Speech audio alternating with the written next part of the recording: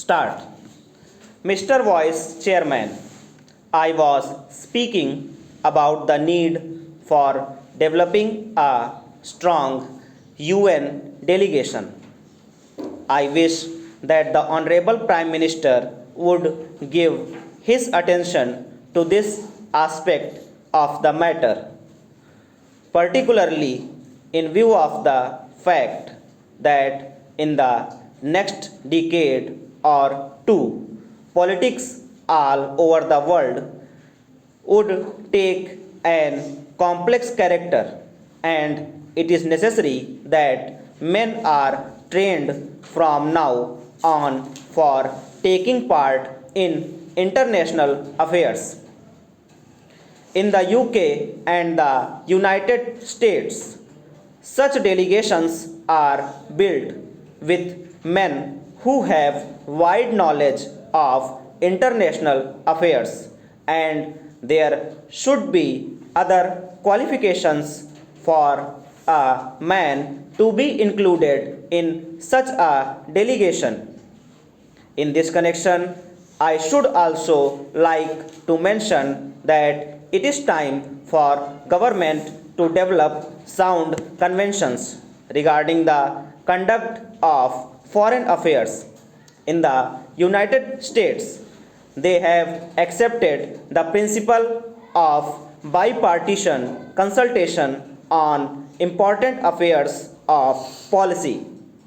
For example, when President Kennedy stood for election, President Eisenhower, even during the period of the conduct of the campaign of President Kennedy, kept him informed about major developments in foreign affairs.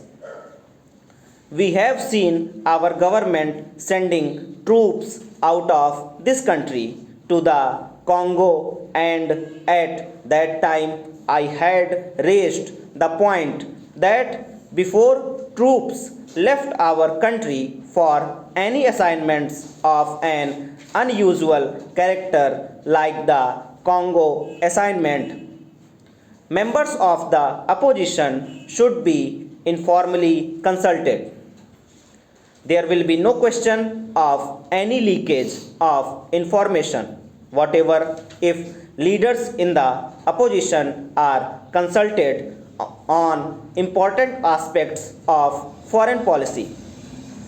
The consultative committee of the External Affairs Ministry does go some way to meet the needs of exchanging information about foreign affairs, but the informal consultation of the kind that I mentioned, where the leader of the opposition and the leaders of the other parties are called and told by the Prime Minister about unusual developments, would strengthen the conviction that the foreign policy of the country has the support not only of the Congress party but also of the entire country.